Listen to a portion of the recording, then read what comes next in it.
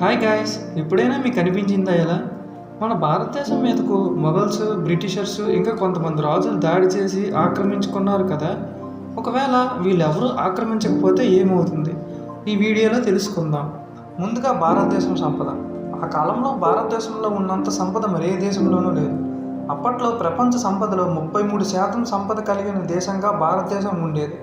Mughals, Britishers రాకపోయి ఉంటే మన సొంత బలంతో ప్రపంచాన్ని శాసించే వాళ్ళం.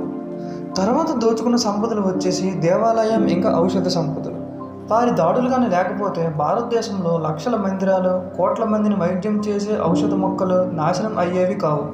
ప్రపంచం మన సంప్రదాయం వైద్యం నేర్చుకునేది.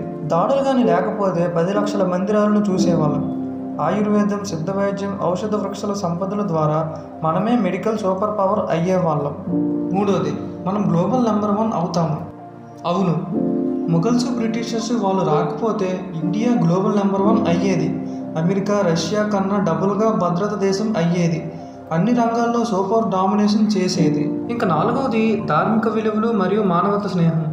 భారతదేశం యుద్ధాల కన్నా శాంతిని ఇష్టపడేది. ఇతర దేశాలు ఆక్రమించకుండా వాటికి సాహిత్యం, ఆధ్యాత్మికతను అందించేది. ఇంకా ఐదవది, వాణిజ్యం మరియు ప్రపంచవ్యాప్తంగా భారత ప్రభావం.